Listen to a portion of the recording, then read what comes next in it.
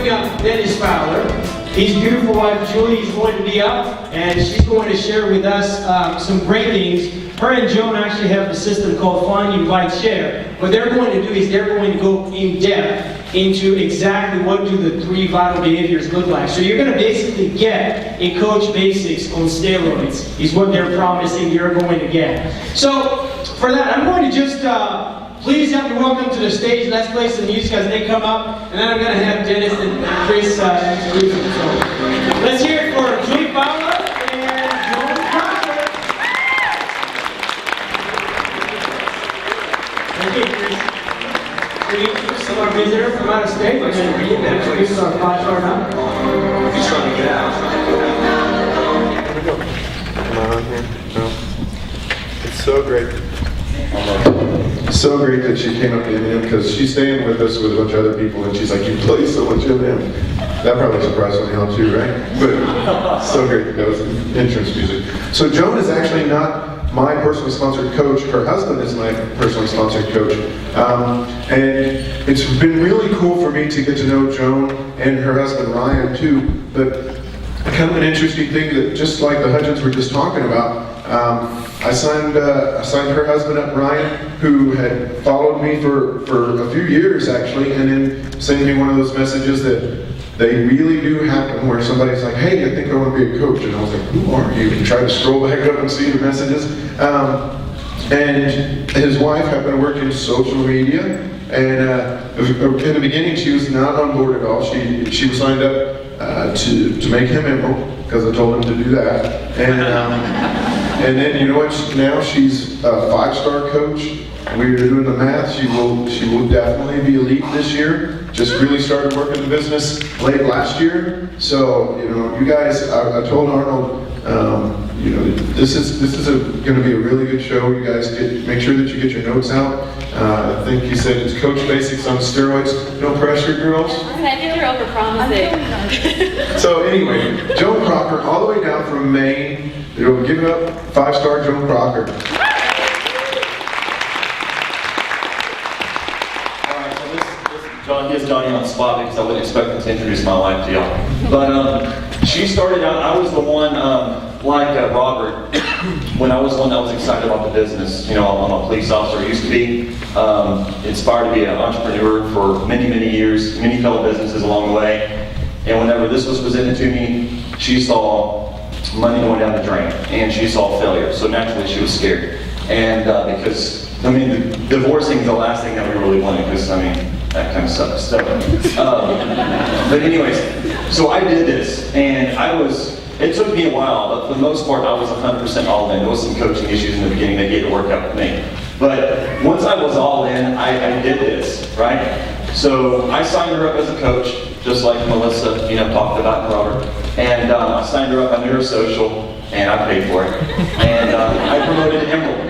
And long story short, she wasn't a hater, but she just wasn't excited about the business. I mean, and what really turned her on to the business was the money that was coming in. That was, you are a gold digger. She's very high maintenance.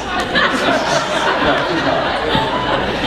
But it was the money. But not only was it the money, she was in a challenge group. This was before challenge groups were popular and corporate taught about these things. I had a group on Facebook. It was called Beachbody Revolution. And I added all my people to it, and I worked on them. And they were all customers. And she was in there too because she loved Insanity and she loved Turbo Jam. And so she was somewhat on board. But she saw all the lives in that group that were changing. So it was the money, it was the people that I was helping, and this was real. And I was consistent, and it wasn't a hobby, and I treated it like a business. And full-time wasn't even on my mind, but we were really bad with money, and we had a lot of debt. And getting our heads above water was the thing that was most important to me. And just building a legacy for our kids, because you know, having a savings account for your kids and being healthy for them, those are important things that all parents should do. So anyways, and she is now, you know, one of my leaders, obviously.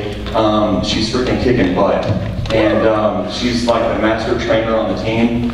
And she started out being a hater. And now she's a rock star. Julie Fowler.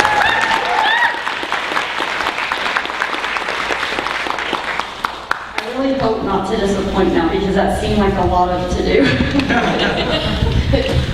So, we're going to talk about finding, training, and inviting. And we actually, Joan and I worked through this together to kind of fill a need that we saw with new coaches on our team. Because, and I know that a lot of you have this, they sign up with you and they're like, well, I just don't know that many people. Like, how will I ever know 93,000 people to do anything with? Or, I don't want to be salesy on Facebook. I don't want to spam people on Facebook. So I want to be a coach because I don't want to be that person. Or, they just don't know how to start the conversations or how to invite properly, or they're skipping that step altogether and they're thinking that the stuff that they're throwing out there on Facebook and the links are what's going to make it happen. And so they get frustrated. They go through the initial coach basics, they hit their warm market, maybe their sister, maybe they sneak sign up their wife who wasn't really on board, and they hit Emerald and then they get stuck at that point. And that's kind of what we were seeing. And so we put our heads together because she's super smart with social media, and I was really terrible at it. So I can tell you everything not to do, and she can, tell you why you shouldn't do that. And then we've worked out, not really a script, but a conversation guide that we give our coaches. And so, go ahead. So this is really just going to be more about, your audience that is not your warm audience. We're talking mostly about Facebook here and how do you get new people? How do you reach those people that, you don't know? So we're going to show you exactly how you would build a list and grow your following on Facebook by using certain tools. So if you want to go to the next slide.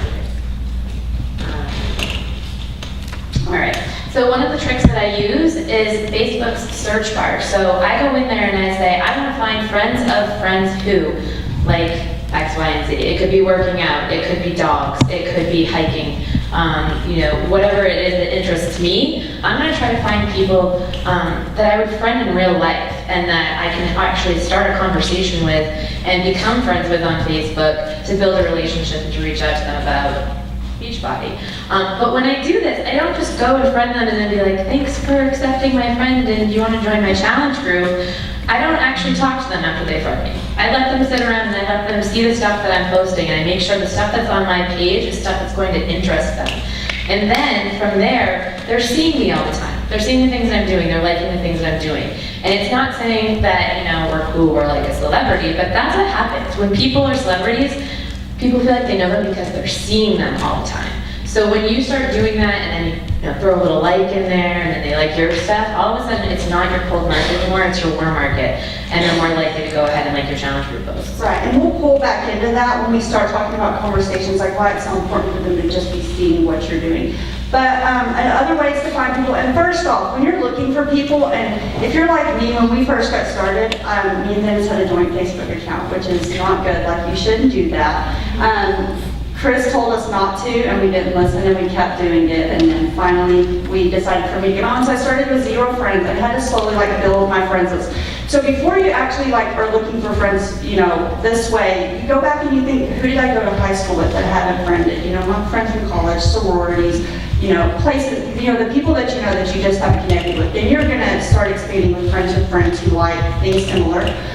You can also think about groups you're a part of, running groups, if your kids are in Girl Scouts, Boy Scouts, if you play soccer, wherever you're a friend. And actually Cody Reed has a really good, she gave me a tip for this.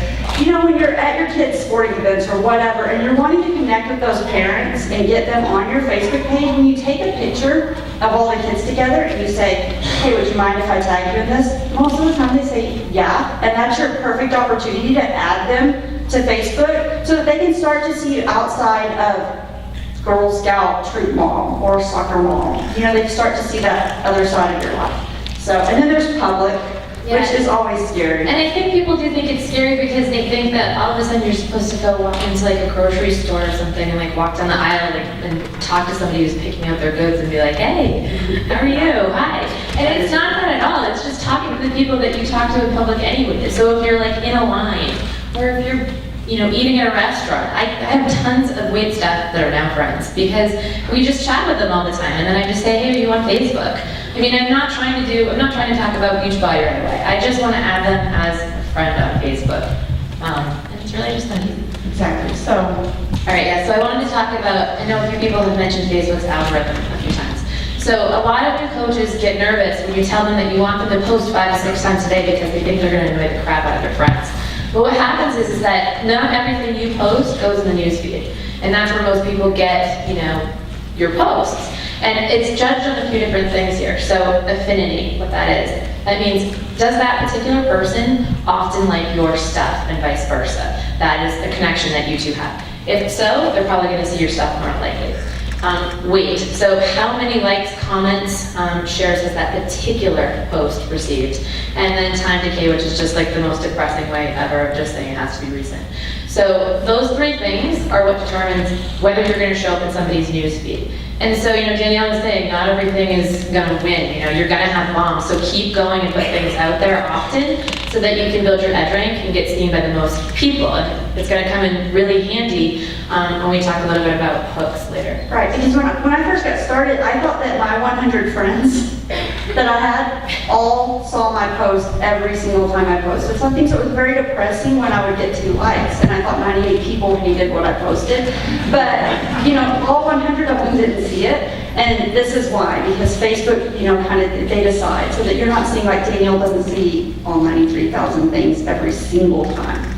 So this was shameless. We just wanted to get our dogs in here. we did. They're part of our brand, our dogs. It works for us. And so sharing, this is putting your stuff out there on Facebook. Danielle did a great job talking about branding. That's super important. Your brand is what you're sharing. And so I share George. And I share Roxy. All the time. And Carmel's even asked me, what's your brand last night? The first thing that came out of my mouth was George. And people are like, well, that's your dog, that's your brand. Yes, it's my brand. People literally follow George like it's important to them. Yeah, they do. And so, you talk about this. We hate dogs. So jabs and hooks. So have any of you read the book Jab, Jab, Jab, Right Hook? Okay, good. A bunch of people over there. This side of the room has not. All right. So basically, it's by Gary Vaynerchuk, and he talks a lot about how you need to be putting jabs out there before you hook. So we're going to go exactly over what that is, but basically, your 4 to 6 posts that you're doing that are not about Beachbody, that are just about you and what you like, those are your jabs. And then the hook is when you're going to put that post out. You like that? Yeah. You're going to put that post out there that may not get shared a lot, that may not get that many likes, but it's your message and most likely your challenge for your post. Yeah. And so we always tell our coaches that your jab should follow the rule of 3 E's. So anytime that you make a jab, of course it should follow consistently with your brand, but also it should do one of these 3 things. It should empower, educate, or entertain. If it doesn't do that, then it's not good. It's a cat video or something, whatever.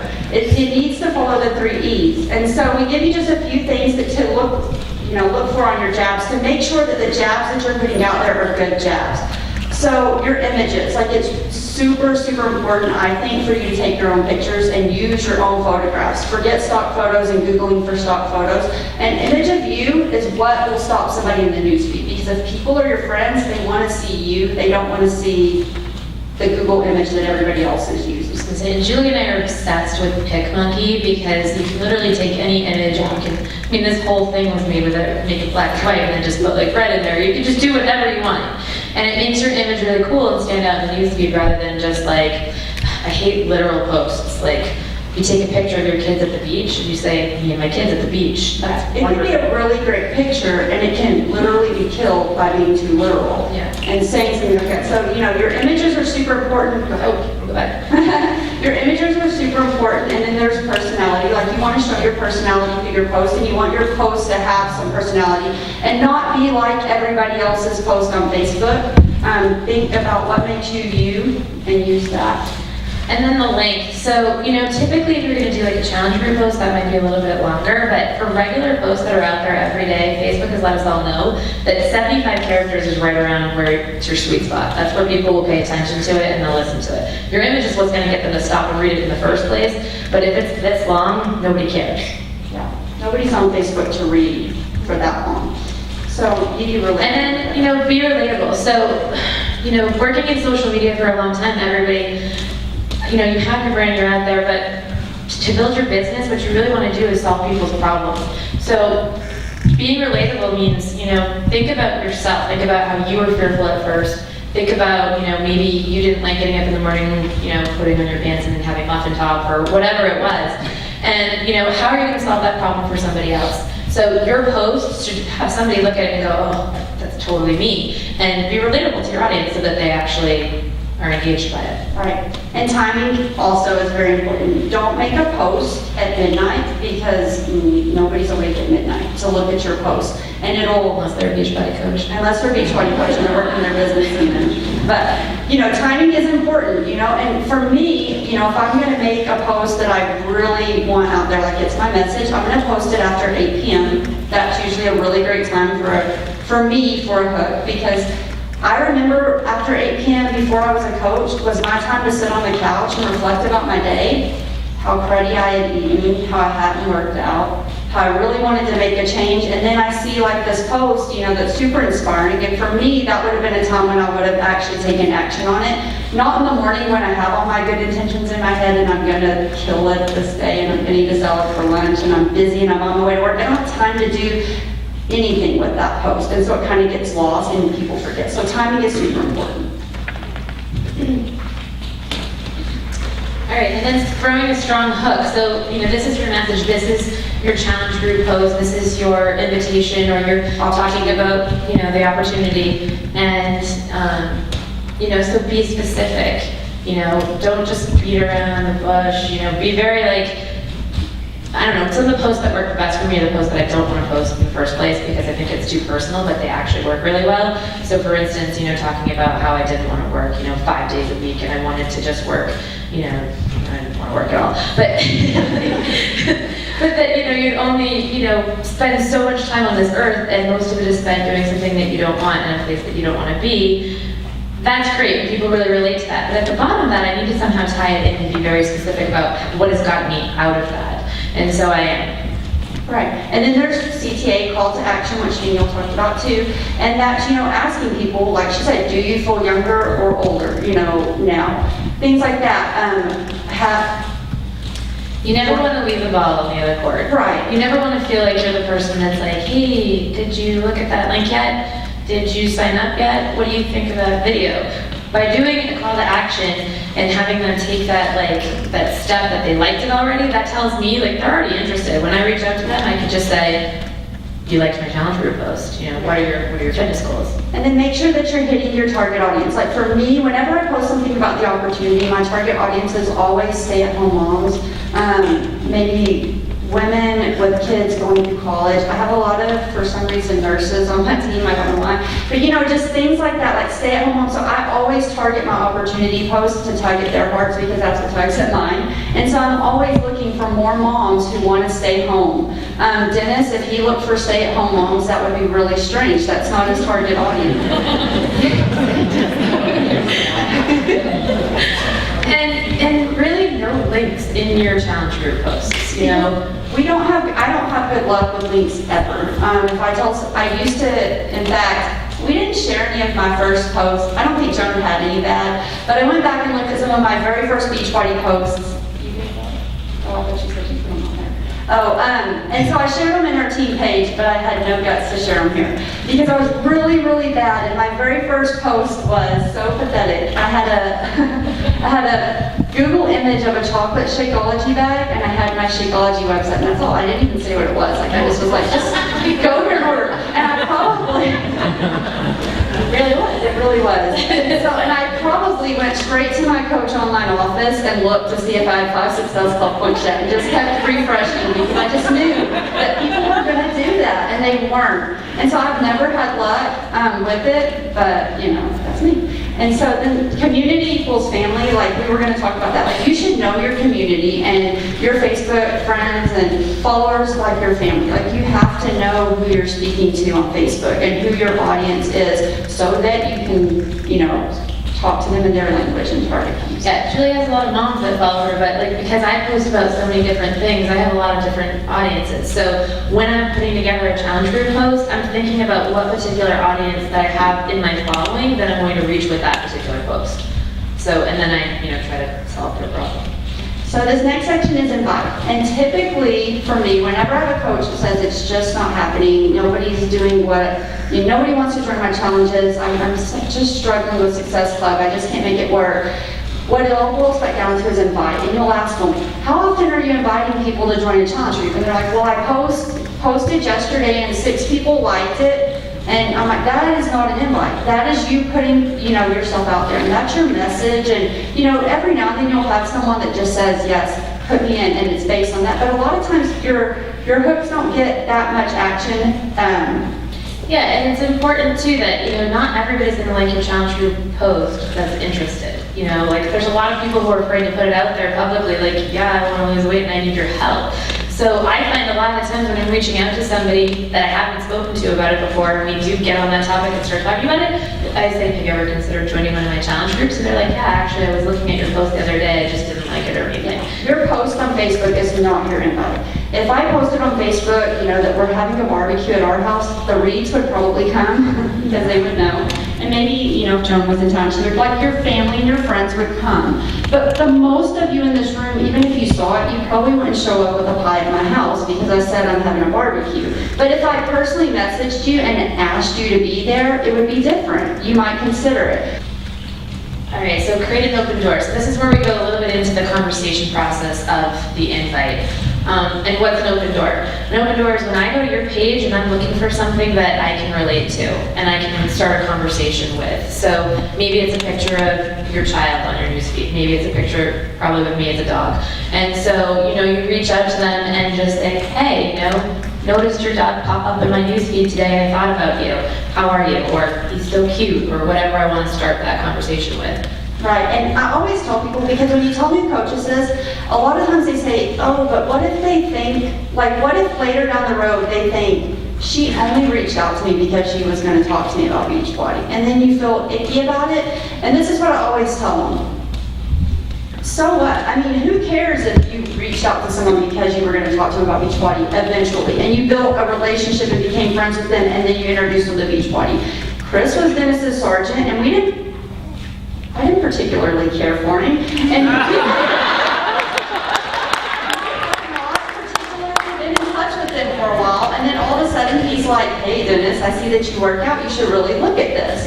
And I do not hate Chris for doing that at all. And I look back and I'm like, yeah, he reached back out to us because he had this opportunity that he thought we'd be interested in, and I'm glad he did. And probably most of my coaches, I hope, would say, that they're very glad that we reconnected and that we built that friendship and that I was able to talk to them about Beachbody. So don't ever be apologetic about, building these relationships and friendships with the hopes that one day you get to tell someone about this opportunity. And then create an information gap. Does anybody know what an information gap is?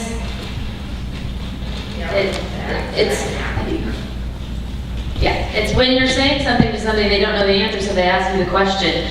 And so basically, my goal with every single conversation I have is for somebody to ask me, what's a Beachbody coach?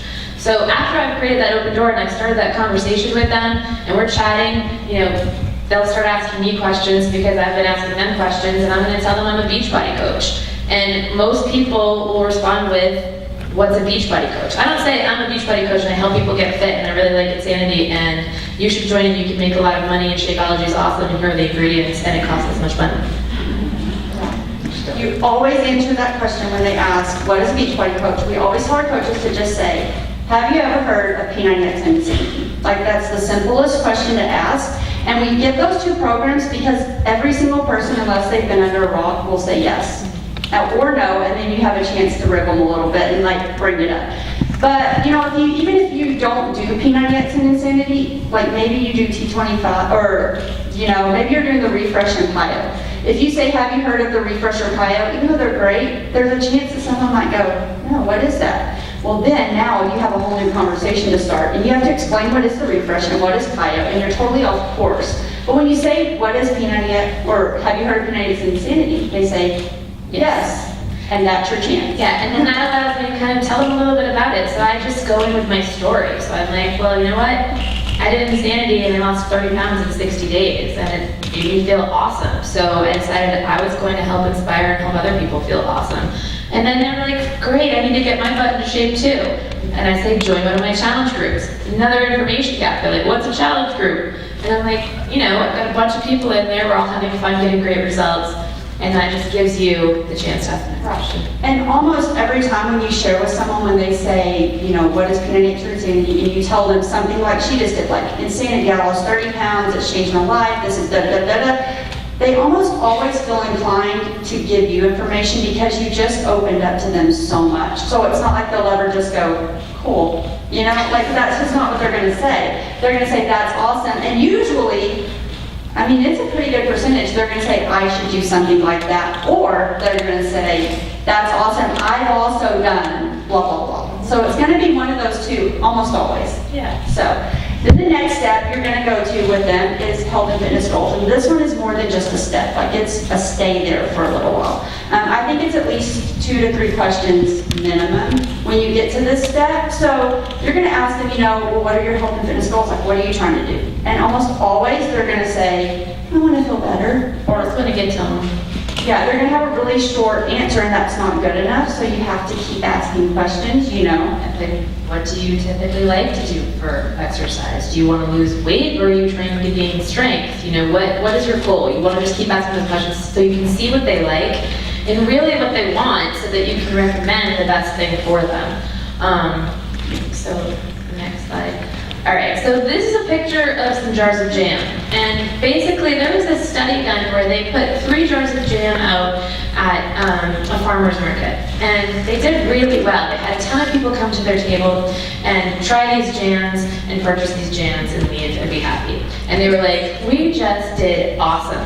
Let's go ahead and bring all 28 flavors of jam with us next time. So they do, and they have so many more people at their booth. But distracting me. There's so many more people at their booth trying it, but they left without buying anything because they were really overwhelmed. So like, you know, people say they want choices, but what they really want is guidance. So it's your job to give them the guidance that they need and tell them with confidence what's going to work for them. And so I always give people 2 choices based on their goals. This helps me do 2 things. It helps me come back and say, you know, which one did you like better?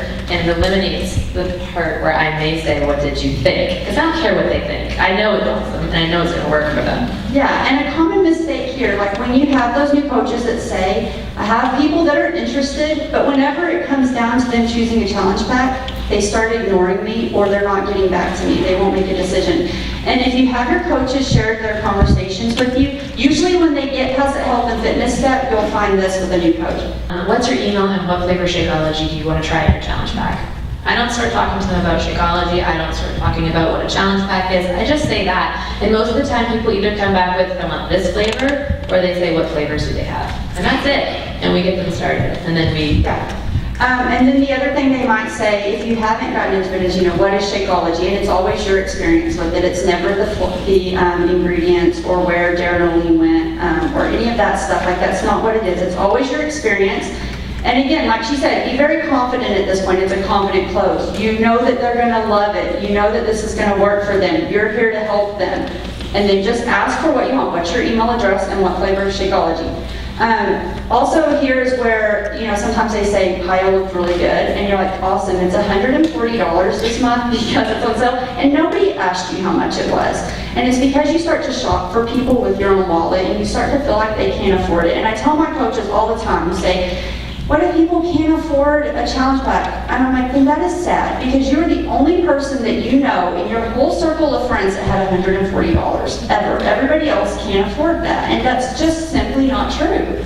People can afford it. Yeah, and most of the time I find that if you follow this, you won't really get that because you've already done a good enough job figuring out what their goals are, and usually that comes up when you have not done that.